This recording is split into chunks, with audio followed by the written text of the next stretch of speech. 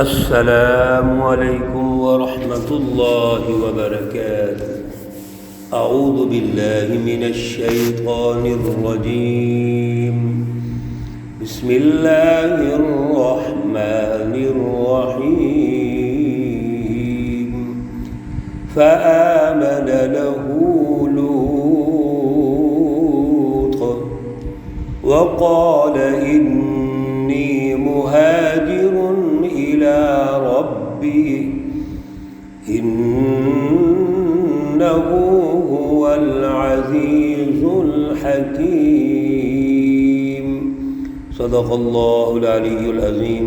اللهم صل على سيدنا ومولانا محمد النبي الأمي وعلى آله وأصحابه وبارك وسلم عليه۔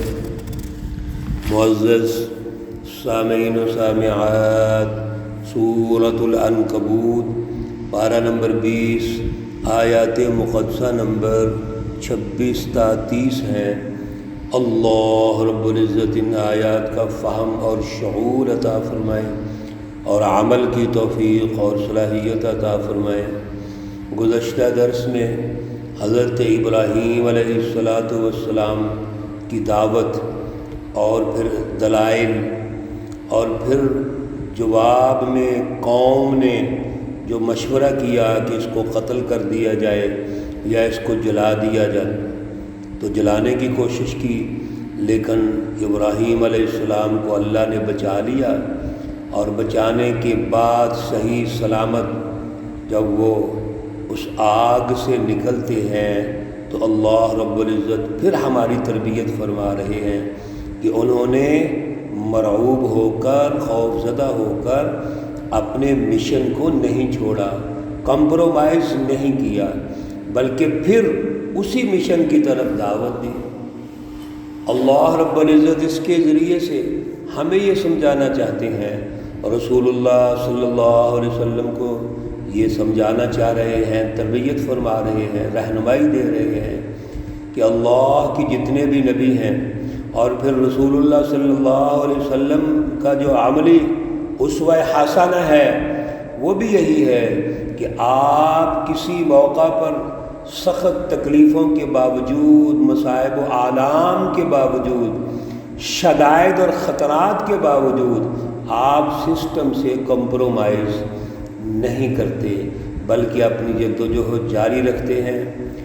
2 دفعہ صحابہ کرام حبشہ کی طرف ہجرت فرماتے ہیں، اور پھر خود رسول اللہ صلی اللہ علیہ وسلم بھی ہجرت فرما کے وہ مدینۃ المنورہ تشریف لے آتے ہیں۔ تو یہ جو سسٹم ہے، یہ سارا سسٹم انبیاء علیہ السلام نے بھی کیا ہے۔ چنانچہ ابراہیم علیہ السلام جب دعوت دے کر اپنی اس مشن کو پھیلا کر جو اللہ کا حکم تھا مکمل کرتے ہیں اور دیکھتے ہیں کوئی ایمان نہیں لاتا، تو فآمن لہ لوط، آپ پر حضرت لوط علیہ السلام ایمان لے آئے۔ حضرت لوط علیہ السلام ابراہیم علیہ السلام کے بھتیجے ہیں۔ چنانچہ لوط علیہ السلام بلا توقف آپ کی تصدیق فرماتے ہیں، وقال انی مہاجر الی ربی، پھر آپ نے فرمایا کہ میں اب اپنے رب کی طرف ہجرت کرتا ہوں۔ حضرت ابراہیم علیہ السلام، لوط علیہ السلام عراق کو چھوڑ کر، جو آپ کا علاقہ ہے شہر بابل، اس کو چھوڑ کر آپ اللہ رب العزت کے بھروسے پر ہجرت کرتے ہیں اور ملک شام پہنچ جاتے ہیں۔ انہ هو العزیز الحکیم، بے شک وہ غالب ہے، حکمت والا ہے۔ یعنی ہم اللہ کی طرف ہجرت کرتے ہیں اللہ کے حکم پر، اور وہ غالب اور حکمت والا ہے۔ آنے والے دور کی جتنی بھی پلاننگ ہے، آنے والے دور کی جتنی مینجمنٹ ہے، وہ اللہ وہاں جا کے ہم سے کروائیں گے۔ چنانچہ وہاں جا کے کیا ہوتا ہے، وَوَهَبْنَا لَهُ إِسْحَاقَ وَيَعْقُوبَ، اور ہم نے آپ کو اسحاق اور یعقوب عطا کیے۔ وَجَعَلْنَا فِي ذُرِّيَّتِهِ النُّبُوَّةَ وَالْكِتَابَ، اور ہم نے آپ کی اولاد میں نبوت رکھی اور کتاب رکھی۔ وَآتَيْنَاهُ أَجْرَهُ فِي الدُّنْيَا، اور ہم نے آپ کو اجر دیا دنیا کے اندر۔ وَإِنَّهُ فِي الْآخِرَةِ لَمِنَ الصَّالِحِينَ، اور بے شک وہ آخرت میں نیک لوگوں میں سے ہوں گے۔ پہلی بات یہ سمجھیے کہ اللہ رب العزت نے حضرت ابراہیم علیہ السلام سے بیت المقدس میں یہاں پر ایک سلسلہ شروع کیا انبیاء علیہم السلام کا، اور اس سلسلے کو سلسلہ بنی اسرائیل کہتے ہیں۔ ابراہیم علیہ السلام کو حضرت اسحاق علیہ السلام سے نوازا، حضرت اسحاق علیہ السلام کے بیٹے یعقوب علیہ السلام ہے، اور آپ کا لقب اسرائیل ہے۔ یہ عبرانی زبان کا لفظ ہے جس کا معنی ہے عبداللہ۔ حضرت یعقوب علیہ السلام کے بیٹے یوسف علیہ السلام ہیں۔ اور ہم جب آگے چلتے جائیں گے تو سب سے آخر میں جو اللہ کے نبی تشریف لائے وہ حضرت عیسیٰ علیہ السلام ہے۔ یہ سیکنڈ لاسٹ اللہ کے نبی۔ یہ سارے جتنے بھی اللہ کے نبی ہیں وَجَعَلْنَا فِي ذُرِّيَّتِهِ النُّبُوَّةَ، اللہ نے اسی سلسلے میں نبوت رکھی۔ سارے اللہ کے نبی حضرت ابراہیم علیہ السلام کی اولاد ہے، اس لیے آپ کو ابو الانبیاء کہا جاتا ہے۔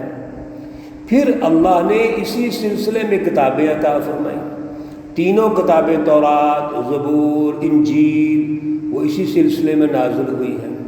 اور اللہ نے آپ کو دنیا میں اجر دیا، عزت دی، عزت سے نوازا، نبوت سے نوازا، بہترین سلسلہ اللہ نے آپ کی نسل میں جاری کیا جو اللہ کے برگزیدہ لوگ ہیں۔ اللہ نے اس سلسلے میں کتابوں سے نوازا، اور پھر دنیا میں بھی عزت، دنیا میں غلبہ، دنیا میں امن قائم کیا، خوشحالی قائم کی۔ اپنے اپنے ادوار میں ہم پیچھے پڑ چکے ہیں۔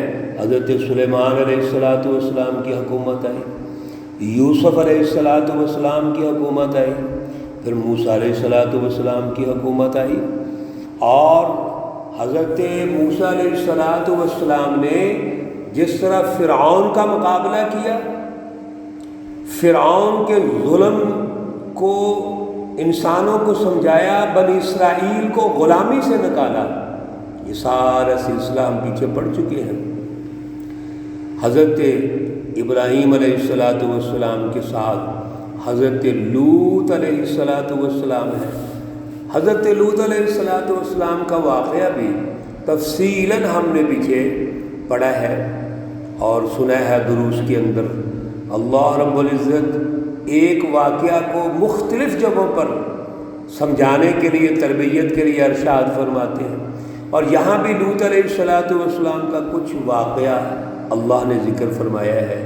وَلُوطًا إِذْ قَالَ لِقَوْمِهِ، اور لوط علیہ السلام نے جب کہا اپنی قوم سے، إِنَّكُمْ لَتَأْتُونَ الْفَاحِشَةَ، بے شک تم بے حیائی کے کام کرتے ہو، مَا سَبَقَكُمْ بِهَا مِنْ أَحَدٍ، نہیں تم سے پہلے کسی نے بھی کیا، مِنَ الْعَالَمِينَ، جہانوں میں سے، تمام جہانوں میں سے، یعنی یہ تو تم بے حیائی کا کام کرتے ہو، یہ کام اس سے پہلے کسی نے بھی نہیں کیا۔ کیوں؟ یہ غیر فطرتی کام ہے، بے حیائی کا کام ہے، منکر ہے، اس کو کوئی انسان صاحب فطرت، سلیم الفطرت اس کو پسند نہیں کرتا۔ انکم لتأتون الرجال، بے شک تم آتے ہو مردوں کے پاس، وتقطعون السبیل، اور تم راستے کو قطع کرتے ہو۔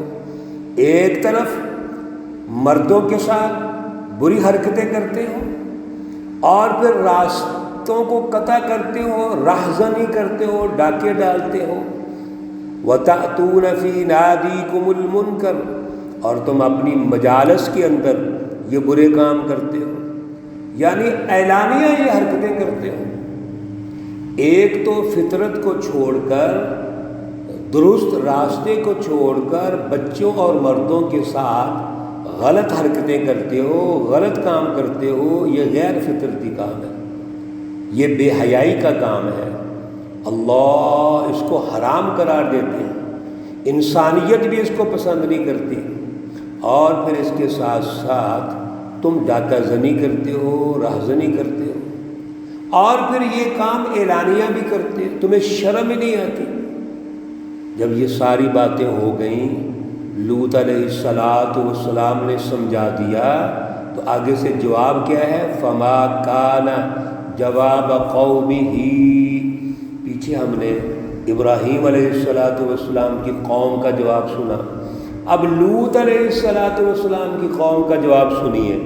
فما کان جواب قومہ، پس نہیں تھا اس قوم کا جواب، الا مگر ان قالوا، کہنے لگے، ائتنا بعذاب اللہ، آپ اللہ کا عذاب ہم پر لے آؤ، ان کنت من الصادقین، اگر تو سچے ہے، اگر تو سچے ہے اور اللہ اس کو ناپسند کرتے ہیں تو اپنے خدا سے کہو وہ ہمارے اوپر عذاب لے آئے۔ میرے عزیزوں، دوستوں، ساتھیوں، بہنوں، یہ بہت بڑی ہٹ درمی ہوتی ہے۔ اللہ کے عذاب کو دعوت دینا، اللہ کا انکار کر کے اللہ کے مقابلے میں آ جانا، یہ بہت بڑی ہٹ درمی ہوتی ہے۔ اور پھر اللہ کا عذاب آیا، ہم وہ پیچھے سن چکے ہیں، اور اللہ نے اس بستی کو تہس نہس کر دیا۔ قال، حضرت لوط علیہ السلام نے فرمایا، ربی، اے میرے پروردگار، انصرنی، میری مدد فرما، علی القوم المفسدین، اس مفسد قوم پر، شریر قوم پر، فساد کرنے والی قوم کے مقابلے میں یا اللہ میری مدد فرما۔ حضرت لوط علیہ السلام جب سمجھا کے تھک گئے، بیزار ہو گئے، پریشان ہو گئے، اور ہم نے پیچھے بھی پڑھا، آگے بھی یہ واقعہ جاری ہے ابھی، اللہ کے دو فرشتے آئے، نوجوان خوبصورت شکل میں، تو ان کے پیچھے پڑ گئے۔ حضرت لوط علیہ السلام نے فرمایا، یہ میرے مہمان ہیں، ان کی قدر کرو، آپ فطرت کا جو سسٹم ہے اس کی طرف جاؤ۔ لیکن باز نہیں آئے، بلکہ کہنے لگے ان نوجوانوں کو ہمارے حوالے کرو، اور لوط علیہ السلام پہ طعنہ زنی شروع کر دی، برے الفاظ کہنے شروع کر دیے، استغفر اللہ، معاذ اللہ، جو منہ سے غلط لفظ نکال سکتے تھے وہ الفاظ بولے انہوں نے۔ تو اللہ کے اس پیغمبر نے، لوط علیہ السلام نے پھر ان کو بد دعا دی اور فرمایا، رب انصرنی علی القوم المفسدین۔ اور پھر میرے عزیزوں، اللہ کا عذاب آ گیا۔ اللہ رب العزت ہمیں اعلیٰ شعور عطا فرمائے، اعلیٰ نظریہ عطا فرمائے، سچے دل سے اللہ اپنی محبت نصیب فرمائے، رسول اللہ صلی اللہ علیہ وسلم کی اطاعت نصیب فرمائے۔ دعا میں شامل ہو جائیے، سب دعا کریں، سب کے لیے، سب کے لیے دعا کریں، اللہ رب العزت سب کے مسائل حل فرمائے، پریشانیاں دور فرمائے۔ اللہ رب العزت تمام مرحومین و مرحومات کو جنت الفردوس میں اعلیٰ مقام عطا فرمائے۔ اللہ رب العزت تمام بیماروں کو شفائے کاملہ عاجلہ مستمرہ عطا فرمائے۔ ربنا تقبل منا إنك أنت السميع العليم وتب علينا إنك أنت التواب الرحيم، وصلى الله تعالى على النبي الأمي محمد وعلى آله وأصحابه أجمعين برحمتك يا أرحم الراحمين۔ السلام عليكم ورحمة الله وبركاته۔